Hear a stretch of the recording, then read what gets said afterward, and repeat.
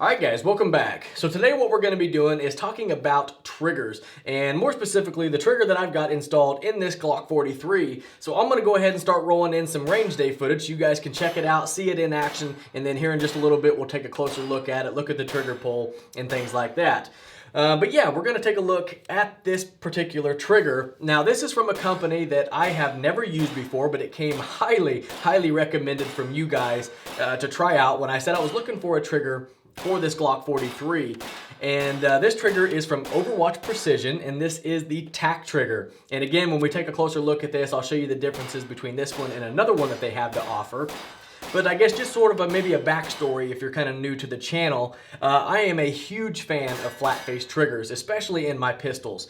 For me personally, I just feel like I can shoot them a little bit better having that flat face on it instead of the kind of curved radius or whatever you call it of the trigger. It seems like it allows me to pull the trigger straight back to the rear and not try to pull the gun off to one side or the other. But that's just me personally. I think it works out well for me. Plus, I think the flat face triggers just look absolutely awesome. But yeah, huge fan of flat face, and that's exactly what this thing has to offer. So let's go ahead and we're going to take a closer look at this thing. I will show you guys real quick that the gun is safe and empty, so no issues there. But here is sort of a closer look at the TAC trigger. Now, like I was saying, they do have a couple different options. They're both flat face, but this one here, being the TAC trigger, you're going to notice that little hook down there at the bottom that kind of rests on your finger and keeps your finger kind of in the same position every single time. Now, they do have another model that doesn't have the hook, and that's the only difference. It just goes all the way straight down. I kind of like the one with the hook to give my finger somewhere to rest instead of going all the way down to the bottom of the trigger guard, but that was just me, and it's been working out well so far. So let's go ahead and take a look at the pull itself. You can see there is your take up.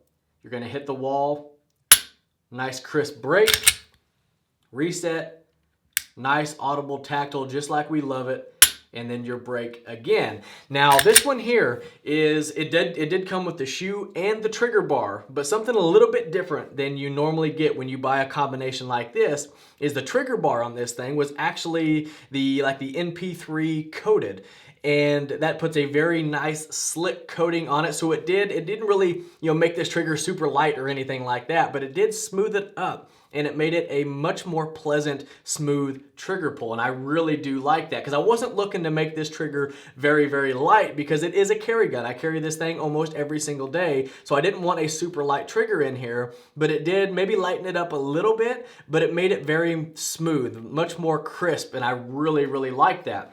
So as you can see, it does have the flat face and it does have a nice flat part across it, and that's what I was talking about earlier when I said you can get, you put the flat part of your finger against this flat trigger, and for me, having that area allows me to pull the gun or the trigger straight back to the rear instead of pushing it off to one side or the other. So I really do like that about this style trigger here. And then also another thing that I really do like is if you notice the trigger safety there in the center.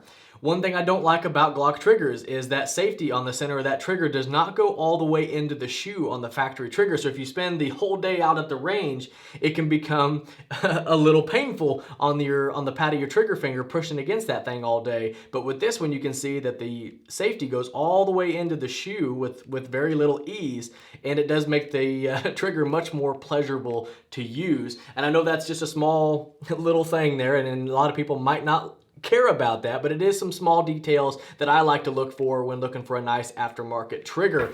So overall, I am very pleased with this Overwatch Precision TAC trigger. It has everything that I was looking for in the trigger for this gun, and it gives me the flat face. It gives me the nicer safety that doesn't dig into my fingers. It allows me to pull the trigger all the way to the rear, straight back to the rear, and doesn't make me push the shots off one way or the other. And with that MP3 coated trigger bar, that's just kind of like an extra added bonus that you don't get with a lot of them. So overall, everything that this thing has to offer, I am very impressed with it. Now, when I had it out to the range, I showed you guys some of the footage. I've had it out a few different times now, and I've got maybe between 300 and 400 rounds through this gun with this trigger in it. Had zero issues, zero malfunctions, no issues whatsoever, and it's been working out absolutely fantastic. I just wanted to share my thoughts and opinions on this trigger since it's one that I've never featured here on the channel before and one that I've never used used before, and it, like I said, it came highly recommended from you guys, and I can see why. It is a fantastic trigger. So if you're looking for a trigger for your Glock, and it doesn't necessarily have to be a 43, they make them for all the different size models. If you got a 19, 23, 17, whatever you've got, they have a trigger for it, and I do think it's an excellent option for you guys to take a look at. And I know there's a bunch of them out there, a bunch of different manufacturers, a bunch of different companies making triggers, but I do think this one is one that you should at least consider taking a look at because it has a lot of features to offer that I personally like, and it might be something that you like as well. But anyhow, guys, that's all I got for you today. Any questions, comments, concerns, as always, leave it in the comment section down below, and I'll do my best to get back with you. And before you take off, make sure you do check the description box. I got a ton of stuff listed down there. Social media links, channel sponsors, a big list of companies, including Overwatch Precision, for you guys to go show some love to because they have helped out the channel in one way or another. So go over there, check them out, let them know that I sent you. I would greatly appreciate that. And as always, I appreciate each and every one of you guys watching, and we'll catch you in the next one.